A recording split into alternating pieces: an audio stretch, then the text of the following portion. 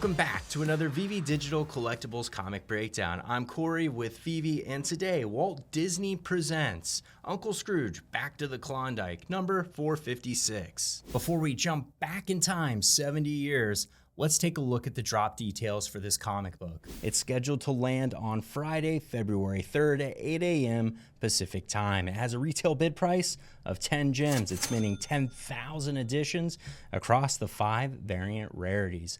Let's look at the first appearance, let's look at the history, and let's look at the story. This comic, like many of the Golden Age Uncle Scrooge comics, it was originally published by Dell Comics. This one specifically was published back in January 23rd of 1953. And Dell Comics, which was an extension of Dell Publishing, it was pumping out Golden Age comic books at a fever pitch. And many newer collectors may not realize, I know I didn't, but Dell Comics and Dell Publishing were absolutely prolific. Dell boasted the same year that this comic released that they were selling more than 25 million books a month. That's a lot of books. Part of that publishing push obviously included Disney properties, and sort of leading that charge was artist Carl Barks, who was the original artist for the comic we're looking at today. Carl Barks was and is a celebrated comic book artist. While at Disney, he created Duckburg and many of the characters you know and love. From a canonical and reading perspective, Duckburg's kind of the universe that Carl Barks made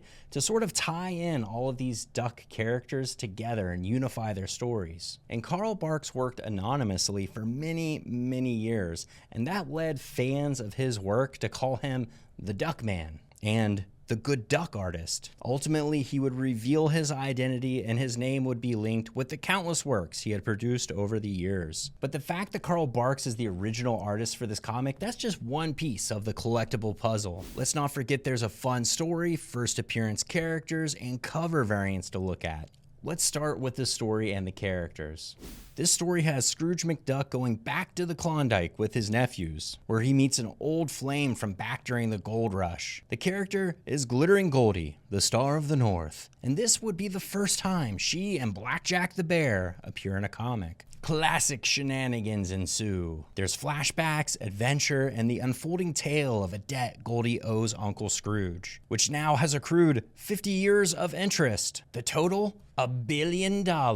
Now switching gears back to the comic itself. The original publication of this book is commonly referred to by collectors as 4Colors 456. Dell 4Color or 4Color Comics was titled this way due to the 4 basic colors used when printing comic books. Given the age of this book being from 1953, there's less than 200 of the original comic graded in total circulation. The highest listed grade of CGC 9.4, of which there are 2, has no history of sale. But at 9.2, there are 4 graded in circulation, with sales in the $4,500 range. We're also getting 4 additional variants to the original, many of which are referencing art by Marco Rota. He's one of the most prolific authors for Disney Comics, to include writing the story Happy Birthday, Donald, a treasured story that was published on Donald Duck's 50th anniversary, which gave readers deeper insight into Donald's life and family. Needless to say, fans and collectors of Disney Comics, they're going to be very familiar with this artist. Now let's take a closer look at all the variant covers. Coming in at common and minting 6,000 editions, this was the very first cover of the Back to the Klondike comic story. The cover itself predates the release of the book and was created by Carl Barks in 1952. We're getting to see the main characters of the story: Uncle Scrooge, Donald Duck, Huey, Dewey, and Louie. And also, we see Glittering Goldie and Blackjack the Bear coming over the hill. Next at uncommon and minting 2,250 editions, we have a 1999 cover interpretation of a Hearts of Yukon comic. Also using Rhoda art, this one depicts Glittering Goldie and Scrooge surrounded by fire. In the lower part of the image, colored in light blue, Donald drives a sled. The rare is minting 1,000 editions. This art by Marco Rota was seen for the first time in Italy in 1996 in the cover of the King of Klondike comic story. We've got Uncle Scrooge scaling a mountain. Behind him are Glittering Goldie and Soapy Slick. These depictions of Goldie for these variants is spot on, because this comic established one of the first deep relationships in comic canon for Scrooge, making her an important important part of the Scrooge stories. Coming in as an ultra rare and minting 500 editions, we have the most recent art, coming from Andre Frasero and Andre Cagle. The art from this cover interpretation was published in 2022 for an Italian comic story named Sipario. Scrooge and Goldie give the reader the duck eyes. This cover really captures the dynamic and turbulent history between the two characters, an essential aspect of this story, as it solidified with readers